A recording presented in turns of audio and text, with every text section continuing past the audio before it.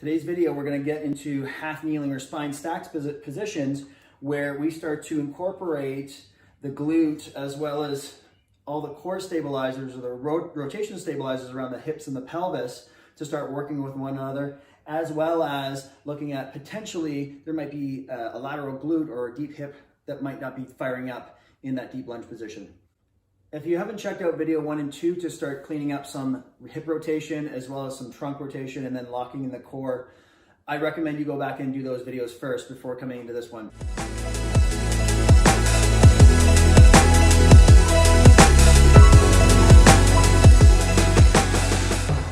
Assessment for this video, we're going to look at single leg balance both statically. Can we hold balance for at least 10 seconds? With your eyes closed, both right and left leg.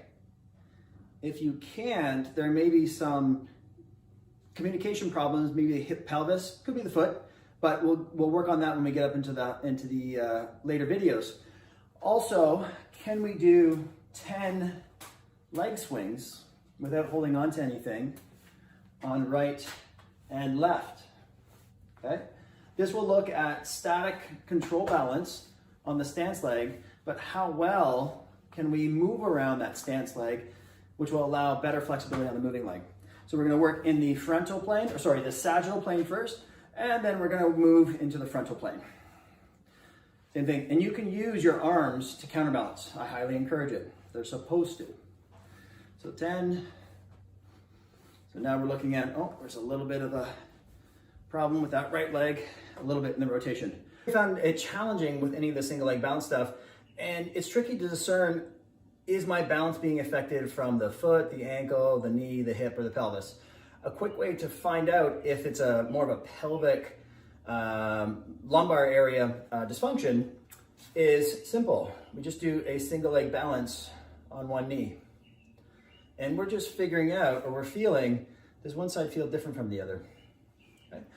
Looking from the side, you want to see that you can hold that leg nice and upright and you're not kind of flexing into it. If there's some restrictions in the hip, which should have been taken care of already, or if there's just a control issue either from the glute to the trunk, then you'll see a lot of hitching into that hip and a lot of balance issues. So we're just looking right to left and see, do we have some loss of posture, loss of control? Okay, one side feel different from the other. If everything looks good, we'll move on. So let's say we found some left hip issues that we can't really quite get that glute locking in, we can't really feel it, and things just don't feel connected. We're gonna take a half kneel stance. We're gonna line up the train tracks. So knees and hips are all lined up, and I'll show you from the side. We got this nice angle going on here. You're gonna anchor a band to the side, so it's gonna come cross body. So we're gonna do a Palloff or a rotary stability press out. The setup, set the core, put a little squeeze in that glute, so you're tucking that tail under, ribs are down, and simple little press out. Inhale, exhale, press that out. As you press the band out, it's gonna get a little more challenging, so there's a little bit more demand from that glute as well as the oblique and rotary system to control from being pulled over, okay? So press out, and then even here, if you want to feel that glute just a little bit more in extension, you can do a little pulse to press that out. Inhale, exhale. And I even like, if you want to increase stride length, press that out. Once you've got control, you can maintain that glute on, lunge into that. Press out, lock. You'll know if you go too far into the lunge that you can't control, that glute will turn off. So we want to maintain good tension in that glute through the whole range. This knee staying out. Couple of reps, and you can even play with some rotation out here too, just to change up where that rotation control comes from. Assume that single leg balance, wasn't that great on this side, but that opposite leg isn't swinging quite well either. So you're going to same direction because we're still working on rotary control, but we're now directing it towards the hip. So I can go into a lunge, get a little bit lean forward. Now the band's trying to collapse me in here. We don't want to be here. That's going to really torque onto the knee. So I have to grip the ground with my foot, pry that hip open, keep that glute on as I lunge into it. So this is just working on a little bit of weight acceptance as though I'm stepping out of or driving it from the ground. The rotary stabilizers at the hip and the trunk working quite nicely. Now we want to get that big glute max to start learning to drive that forward, okay? So what we're going to work on is now we've got the band out the backside here, and as I drive my hip into extension, I got to really lock that glute in. What that'll do is it encourage more hip extension as I work through. So during propulsion, I want to get a good extension of the hip, but if my glute's not working, a lot of times hamstrings will try and kick in a little bit too much, and sometimes the quads take over for the glutes. So we can work on this nice hip extension here.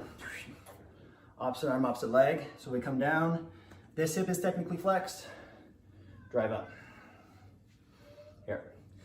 If you've got a kettlebell or a light dumbbell, great way to get that swing going. So you really have to time in, but you have to maintain that good hip hinge and time that in right. Because if I come down, if I break or I get side bend, the kettlebell hits the floor. So this really encourages you. One, we're working on rotation control, side bend control, but also hip drive, which is great for propulsion. The kneeling positions are what we call transition postures. It's the transition zone between all the primitive postures on the ground and quadruped up into standing. But it teaches the spine and the pelvis to stack on top of one another to get ready to add more torque around the spine with gravity. It's important that we can master this position so that when we get into more complex single leg patterns, such as walking and running, our spine and our nervous system know how to handle and control the torsion that wants to happen through the spine. Be patient with this one. We can work on holds and carries, but if we spend more time on these transition exercises as well as the primitive patterns on the floor, it's going to make all the advanced stuff when we get up into standing and running more effective and fun. I'll see you at video 4.